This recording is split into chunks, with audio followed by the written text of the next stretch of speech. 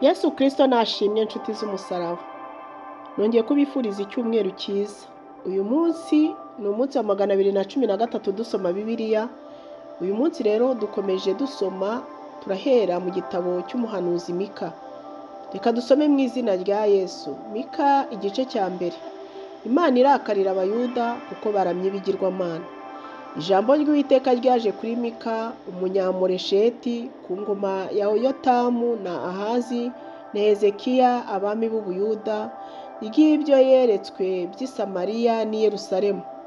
Nimwumve mw'amoko yose mwe nawe wasi we n'ibikurimo byose mutega amatwi, Umwami Yehova abashinje, Umwami ari mu rusengero rwe rwera, kuko Uwiteka ahagurutse mu buturo bwe agiye kumanuka, atambagira aharengeye hose ho mu isi. Imisozi izayengera munsi ye, n'ibikombe bizasaduka nk'ibishashara bishongeshwa n'umuriro, nk'amazi atemba mu gacuri. Ibyo byose byatewe n'ubugome bwa Yakobo n'ibyaha by'inzu ya Isiraheli. Ubugome bwa Yakobo ni bugome ki? Mbese si Samariya n'ingoro ziri i Buyuda ni iz'iki? Si zo z'i Yerusalemu? Nicyo gituma i Samariya nzahagira nk'ikiyorero cyo mu murima, nk'ahantu ho gutera uruzabibu, kandi amabuye yaho nzayahirikira mu gikombe, n'imfatiro z'amazu yaho nzazitamurura. Ibishushanyo byaho bibajwe byose bizamenagurwa, n'indamu mbi zaho zose zizatwikwa n'umuriro, kandi ibigirwamana byaho byose nzabirimbura, kuko yabirundanyije ari ingororano za maraya, kandi bizaba ari inyiturano y'ubusambanyi. Nicyo gituma nzarira mboroga, nziyambura inkweto, ngende nambaye ubusa, nzabwejura nk'ingunzu, mpuhume nk'igihunyira, kuko ibikomere bye bitazakira, ndetse byateze no kuri Yuda, bigera no ku irembo ry'ubwoko bwanjye i Yerusalemu. Mwe kubyamamaza i Gati, kandi mwe kurushya murira i Betileyafura, nigaraguye mu mukungugu. Wa muturage w'i Safiri we, genda ufite isoni, wambaye n'ubusa. Umuturage w'i Zanani ntarahinguka. Imiborogo y'i Beteseri izatuma udatabarwa naho, kuko umuturage w'i Maroti ategerezanya ibyiza umutima uhagaze, kuko ibibi byamanutse biterwa n'Uwiteka bikagera ku irembo ry'i Yerusalemu. Yewe muturage w'i Lakishi, hambira igare ku ifarashi itebuka. Niwe wabanje gucumuza umukobwa w'i Siyoni, kuko ari we wabonetsweho ibicumuro bya Isiraheli. Nicyo gituma uzaha i Moresheti n'i Gati ituro ryo gusezera. Amazu ya Akizibu azabera abami ba Isiraheli ubushukanyi.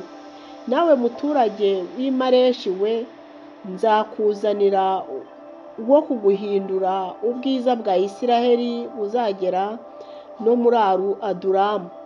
Yogosheshe inkomborera, uyimoze ku bw'abana bawe wakundaga. Ni ukuri itera uruhara rusa n'umutwe w'inkongoro, kuko bakuvuyeho bajyanywe ari imbohe. Mika ibice bibiri. Bazabona ishyano abagambirira gukora ibyaha, bagakorera ibibi ku mariri yabo. Iyo bukeye barabikora kuko bishobokera amaboko yabo, kandi bifuza imirima bakayitwarira, n'amazu bakayigarurira. Bagirira nabi umuntu n'inzu ye, ndetse umuntu n'umwandu we.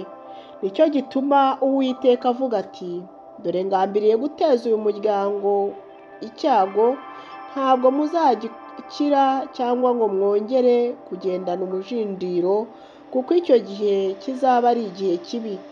Umunsi muzaba iciro ry'umugani, bazacura umuborogo bababaye, bazavuga bati, turapfuye. Umwandu w'ubwoko bwanjye yawuhaye abandi, yemwe ko yawunyatse. Imirima yacu yayigabanyije abagome, nicyo gituma mu iteraniro ry'Uwiteka utazabona uwo kugeresha isambu umugozi. Babwira abahanura bati ntimugahanure, ntibazabahanurira koko, kandi ibiteye isoni ntibizashira. Wa nzu ya Yakobo we, bizabazwa ngo mbese umwuka w'Uwiteka yaraheze? Mbese ibyo ni we wabikoze? Amagambo yanjye ntacyo amarira ugenda atunganye. Ariko mu bihe bishize ubwoko bwanjye bwahagurutse bumeze nk'umubisha, abagenda ari abanyamahoro badashaka kurwana, mubambura ibishura biteye ku mikenyero yabo. Abagore b'ubwoko bwanjye mubasohora mu mazu yabo meza, abana babo bato mwabambuye icyubahiro nabahaye iteka ryose. Nimuhaguruke mugende, kuko aha hatari uburuhukiro bwanyu, haranduye, hazabarimbuza kurimbura gukazi. Umuntu ugendana umwuka w'umuyaga n'ururimi rubeshya, akavuga ati ngiye kubahanurira ibya vino n'ibisindisha, niwe muhanuzi ukwiriye ubu bwoko. Yakobo we, abawe bose nzabateranyiriza hamwe, ni ukuri nzakoranya abasigaye ba Isiraheli, nzabashyira hamwe nk'intama z'i Bosira, nk'umukumbi uri mu rwuri rwawo. Bazagira urusaku rwinshi kuko ari benshi. Usenya yazamukiye imbere yabo, barasimbuka bagwa mu irembo barisohokamo. Umwami wabo yababanje imbere, kandi Uwiteka nawe abagiye imbere. Mika ibice 3. Ibyaha by'ibikomangoma n'iby'abahanuzi babo. Maze ndavuga nti nimwumve batware ba Yakobo, namwe bacamanza b'inzu ya Isiraheli. Mbese si ibyanyu kumenya imanza zitabera? Yemwe abanga ibyiza mugakunda ibibi, mugashishimura uruhu ku bantu banjye, mugakururaho inyama ku magufa yabo, kandi mukarya inyama z'ubwoko bwanjye, mukabunaho uruhu, mukabamenagura n'amagufa, ndetse mukabicoca nk'ibyo bashyira mu nkono, nk'inyama zijya mu nkono ivuga. Nibwo bazatakira Uwiteka, ariko ntazabasubiza, ni ukuri. Icyo gihe azabima amaso, abihwanye n'inabi bakoze mu mirimo yabo yose. Ibi ni byo Uwiteka avuga ku bahanuzi bayobya ubwoko bwanjye, batega akanwa kabo kugira ngo babuhanurire bati ni amahoro, kandi utagize icyo ashyira mu kanwa kabo bitegura kumurwanya. Nicyo gituma hazababera mu ijoro kugira ngo mutagira icyo mwerekwa, kandi hazababera umwijima kugira ngo mudahanura, kandi izuba rizarengera ku bahanuzi, n'amanywa azababera ubwire. Abamenyi bazagira isoni, n'abapfumu bazashoberwa, ni ukuri bose bazifata ku munwa, kuko ari nta gisubizo kivuye ku Mana. Ariko njyeweho nuzuye imbaraga n'imanza zitabera n'ubutwari, mbihawe n'umwuka w'Uwiteka, kugira ngo menyeshe Yakobo igicumuro cye na Isiraheli icyaha cye. Nimwumve ibi batware b'inzu ya Yakobo n'abacamanza b'inzu ya Isiraheli, mwanga imanza zitabera, mukagoreka ibitunganye byose. Bubakishije Isiyoni amaraso, bavushije n'i Yerusalemu bakahubakisha gukiranirwa. Abatware baho bacira imanza impongano, n'abatambyi baho bigishiriza ibihembo, n'abahanuzi baho baragurira ingemu. Nyamara bisunga Uwiteka bakavuga bati mbese Uwiteka ntari muri twe, nta kibi kizatuzaho. Nicyo gituma Isiyoni hazahingwa nk'umurima ari mwe hazize, n'i Yerusalemu hazaba ibirundo by'amazu, n'umusozi wubatsweho urusengero hazaba nk'aharengeye h'ishyamba. Mika ibice 4. Ahanura ubwami bw'amahoro, nuko abirukanywe bazagarurwa. Ariko mu minsi y'imperuka umusozi wubatsweho urusengero rw'Uwiteka uzakomerezwa mu mpinga z'imisozi, ushyirwe hejuru usumba iyindi, n'amoko azawushikira. Kandi amahanga menshi azahaguruka avuga ati nimuze tuzamuke tujye ku musozi w'Uwiteka no ku rusengero rw'Imana ya Yakobo, kandi izatuyobora inzira zayo tuyigenderemo. Kuko i Siyoni ariho hazava amategeko, n'i Yerusalemu hazava ijambo ry'Uwiteka. kandi azacira imanza mu moko menshi, azahana amahanga akomeye ya kure, nabo inkota zabo bazazicuramo amasuka, n'amacumu yabo bazayacuramo impabuzo. Nta shyanga rizabangurira inkota irindi shyanga, kandi ntabwo bazongera kwiga kurwana. Ariko umuntu wese azatura munsi y'uruzabibu rwe no munsi y'umutini we, kandi ntawe uzabakangisha, kuko akanwa k'Uwiteka Nyiringabo ariko kabivuze. Kuko ubwoko bwose buzagendera mu izina ry'ikigirwamana cyabwo, natwe tuzagendera mu izina ry'Uwiteka Imana yacu iteka ryose. Uwiteka aravuga ati, uwo munsi nzateranyiriza hamwe abacumbagira, kandi nzakoranya abatatanijwe nabo n'ababazaga, kandi abacumbagiraga nzabagira abarokotse, n'abatatanirijwe kure mbagire ishyanga rikomeye. Kandi Uwiteka azabategeka ari ku ngoma y'i Siyoni, uhereye ubwo ukageza iteka ryose. Namwe munara w'umukumbi, umusozi w'umukobwa w'i Siyoni, ubutware bwa mbere buzakugarukira. Ni ukuri ubwami buzaba ubw'umukobwa w'i Yerusalemu. Ariko none ni iki gituma uvuza induru? Mbese nta mwami ufite, cyangwa se umujyanama wawe yapfuye bituma ibise bigufata nk'umugore uri ku nda? Ubabare ugire ibise byo kubyara, mukobwa w'i Siyoni we, nk'umugore uri ku nda, kuko ugiye gusohoka mu mudugudu ukaba mu gasozi, ndetse uzajya n'i Babuloni. Niho uzarokorerwa, niho Uwiteka azagukiriza, akuvane mu maboko y'ababisha bawe. Ubu amahanga menshi ateraniye kugutera aravuga ati, i Siyoni nihangizwe, amaso yacu arebe ibibi tuhifuriza. Ariko ntibazi ibyo Uwiteka atekereza, kandi ntibumva n'imigambi ye, yuko azabateraniriza hamwe nk'imibu irunze ku mbuga. Haguruka uhure, mukobwa w'i Siyoni we, kuko ihembe ryawe nzarihindura icyuma, n'inzara z'ibinono byawe nzazihindura umuringa. Kandi uzacagagura amoko menshi, kandi ibintu byabo uzabyereza Uwiteka, n'ubutunzi bwabo ubwereza umwami w'isi yose. Noneho gera ingabo zawe, wa mukobwa w'ingabo we, yaratugose, bazakubitisha umucamanza wa Isiraheli inkoni ku itama. Mika ibice 5. Umutegetsi uzakomoka i Betelehemu. Ariko wowe Betelehemu Efurata, uri mutoya mu bihumbi by'i Buyuda, muri wowe niho hazava uzaba umwami wa Isiraheli, akansanga.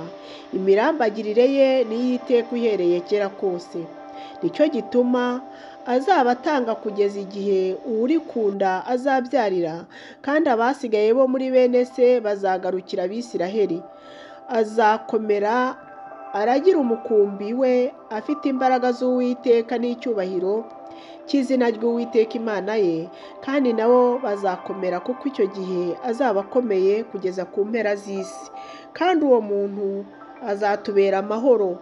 Umwashuri naza mu gihugu cyacu azaturibatira amanyumba, tuzamuteza abungeri 7. Umwashuri naza mu gihugu cyacu akaturibatira amanyumba, tuzamuteza abungeri 7 n'ibikomangoma 8. Kandi bazarimbuza igihugu cya Ashuri inkota, n'igihugu cya Nimurodi babarimburire mu byambu byo mu ngabano zacyo. Uko niko azadukiza umwashuri natuzira mu gihugu akagikandagiramo. Abarokotse ba Yakobo bazaba mu moko menshi, bababere nk'ikime kivuye ku Uwiteka, cyangwa nk'imvura y'urujojo igwa mu byatsi, bitagomba kurindira umuntu habe no gutegereza abantu. Kandi abasigaye ba Yakobo bazaba mu mahanga no mu moko menshi, nk'intare iri mu nyamaswa zo mu ishyamba, nk'umugunzu w'intare uri mu mikumbi y'intama. Iyo uyinyuzemo urayinyukanyuka ukayitanyagura, ntihagire uwutesha. Ukuboko kwawe kuramburiwe ku banzi bawe, ababisha bawe bose bacibwe. Ukuboko kwawe kuramburirwe ku banzi bawe, ababisha bawe bose bacibwe. Icyo gihe niko Uwiteka avuga, nzagutsembaho amafarashi yawe, ndimbure n'amagare yawe y'intambara. Kandi nzarimbura imidugudu yo mu gihugu cyawe, n'ibihome byawe byose nzabyubika. Kandi nzaca uburozi buturuka mu kuboko kwawe n'abacunnyi ntuzongera kubagira. Nzatsembaho ibishushanyo byawe bibajwe n'ibigirwamana byawe n'inkingi, ntuzongera gusenga ibyakozwe n'amaboko yawe. Kandi nzagushikuzamo ibishushanyo byawe bibajwe bya Ashera. Nzarimbura n'imidugudu yawe, kandi amahanga atumvira nzayahora mfite uburakari n'umujinya. Mika ibice 6 iby'Imana ishaka ku bantu bayo. Noneho nimwumve icyo Uwiteka avuga ati: haguruka uburanire imbere y'imisozi, udusozi twumva ijwi ryawe. Mwa misozi mwe, namwe mfatiro z'isi zitajegajega, nimwumve kuburana k'Uwiteka, kuko Uwiteka afitanye urubanza n'ubwoko bwe, kandi azaburana na Isiraheli. Yewe bwoko bwanjye, nakugize nde? Icyo nakuruhijeho ni iki ukimpamye? Nakuzamuye nkuvana mu gihugu cya Egiputa, ndakurokora ngukura mu nzu y'uburetwa. Nohereza Mose na Aroni na Miriyamu imbere yawe. Yemwe mwa bwoko bwanjye, noneho mwibuke icyo Baraki umwami w'i Mowabu yagambiriye, n'icyo Balamu mwene Bewori yamushubije. Mwibuke uhereye i Shitimu ukageza i Gilugali, kugira ngo mumenye ibyo gukiranuka Uwiteka yakoze. Mbese nditwara ku Uwiteka ngapfukamira Imana isumba byose yituye iki? Nayitwaraho njyanye ibitambo byoswa n'inyana zimaze umwaka? Aho Uwiteka yakwemera amapfizi y'intama 1000, cyangwa imigezi y'amavuta ya elayo inzovu? Ese natanga imfura yanjye ku gicumuro cyanjye, imbuto y'umubiri wanjye nkayihonga ku cyaha cy'ubugingo bwanjye? Yewe mwana w'umuntu we, yakweretse icyiza icyo ari cyo? Icyo Uwiteka gushakaho ni iki? Ni ugukora ibyo gukiranuka no gukunda kubabarira, no kugendana n'Imana yawe wicisha bugufi. Ijwi ry'Uwiteka rirangurura ribwira umurwa, kandi umunyabwenge azubaha izina ryawe riti: nimwumvire inkoni ihana n'uwayitegetse. Mbese ubutunzi budatunganye buracyari mu nzu y'inkozi z'ibibi, cyangwa ingero zitubya abantu banga? Abafite iminzani ibeshya n'uruhago rurimo ibipimisho bihenda, mbese bantunganira? Kuko abakire baho buzuye urugomo, kandi abaturage baho bavuga ibinyoma, n'ururimi rwabo rwo mu kanwa kabo bukariganya. Icyo gituma nanjye naguteje igikomere kibabaje, nkugira umusaka nguhoye ibyaha byawe. Uzarya we guhaga, n'iwawe hazabamo ubusa. Uzabijyana ariko ntuzabisohoza amahoro, kandi icyo uzahakura nzagitsembesha inkota. Uzabiba ariko ntuzasarura. Uzenga imbuto z'imyelayo ariko ntuzisiga amavuta yazo. Uzenga imizabibu ariko ntuzanywa vino, kuko amategeko ya Omuri n'ibyakozwe n'umuryango wa Ahabu byose bikomezwa, namwe mugakurikiza imigenzo yabo, bigatuma nkugira umusaka n'abaturage baho bakabimyoza, kandi muzagerekwaho n'igitutsi batuka ubwoko bwanjye. Mika ibice 7 uburyo Imana ibyutsa abaguye ikababarira abihannye. Mbonye ishyano, kuko ameze nk'ushaka imbuto zo ku mpeshyi ahamaze gusarurwa, cyangwa nk'ugiye guhumba imizabibu isarura rishize, ari nta seri ryo kurya. Kandi umutini wanjye urarikiye imbuto z'umutini w'umwimambere, kandi umutima wanjye urarikiye imbuto z'umutini w'umwimambere. Abubaha Imana bashize mu isi, kandi mu bantu nta n'umwe utunganye. Bose bacira igicu gufusha amaraso. Umuntu wese ahigisha mwene se ikigoyi amutega. Amaboko yabo akorana ikibi umwete.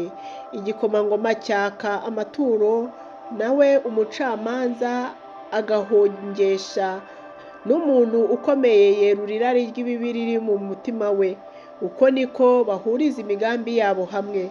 Umwiza wo muri bo ameze nk'igitovu, urushaho kuba intungane arutwa n'uruzitiro rw'amahwa. Umuntu wavuzwe n'abarinzi bawe umunsi wavuzwe n'abarinzi bawe ari wo guhorwa kwawe urageze, noneho barumiwe. Ntimukizigire inshuti, ntimukiringire inshuti y'amagara, ndetse n'umugore wawe mupfumbatana ntumubumburire umunwa wawe ngo ugire icyo umubwira, kuko umuhungu akoze asa isoni, umukobwa agahagurukira nyina, umukazana agahagurukira nyirabukwe. Abanzi b'umuntu ni abo mu rugo rwe.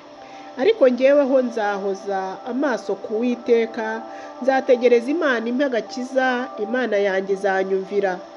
Wa mwanzi wanjye we, wo kunyishima hejuru n'ingwa nzabyuka, ninicara mu mwijima Uwiteka azambera umucyo. Nzihanganira uburakari bw'Uwiteka kuko namugomeye, kugeza ubwo azamburana akantsindira. Azansohoza anjyane mu mucyo, mbone kureba gukiranuka kwe, maze umwanzi wanjye azabireba mwarwe. Wambwiraga ati Uwiteka Imana yawe iri he? Amaso yanjye azamureba, ubu azanyukanyukwa nk'icyondo cyo mu nzira. Umunsi bazubaka inkike zawe, uwo munsi ingabo zawe zizunguka zijye kure. Uwo munsi bazagusanga bavuye muri Ashuri no mu midugudu yo muri Egiputa, uhereye muri Egiputa ukageza ku ruzi, uhereye ku nyanja ukageza ku yindi, uhereye ku musozi ukageza ku wundi musozi. Ariko isi izahinduka ikidaturwa, izize imbuto z'ibyakozwe n'abayituyemo. Ndagize ubwoko bwawe inkoni yawe, umukumbi w'umwandu wawe bwituriye ukwabwo mu ishyamba i Karumeli, kuri yo hagati, burishe mu gihugu cy'i Bashani n'i Galeyadi nko mu gihe cya kera. Nzabereka ibitangaza nk'ibyo mu gihe wavaga mu gihugu cya Egiputa. Amahanga azabareba akorwe n'isoni, nubwo azaba afite imbaraga nyinshi, bazifata ku munwa n'amatwi yabo azaziba. Bazarigata umukungugu nk'inzoka, bazava mu bwihisho bwabo nk'ibyikurura hasi bahinda umushyitsi. Bazaza ku Uwiteka Imana yacu babebera, bazatinya babitewe nawe. Ni iyihe Mana ihwanye nawe, ibabarira gukiranirwa, ikirengagiza ibicumuro nk'abasigaye b'umwandu wayo? Ntihorana uburakari bwayo iteka, kuko yishimira kugira imbabazi. Izaduhindukirira kutugirira ibambe, izaribatira ibicumuro byacu munsi y'ibirenge byayo, kandi uzarohera imuhengeri w'inyanja ibyaha byabo byose. Uzakorera Yakobo iby'ukuri, na Aburahamu uzamugirira neza ibyo waharahiye ba sogokuruza uhereye mu bihe bya kera. Imana ibahe umugisha. Dushoje igitabo cy'umuhanuzi Mika, tuzakomeza ejo ku munsi wa mbere dusoma igitabo cy'umuhanuzi Nahumu. Mugire umunsi mwiza, ndabakunda mu izina rya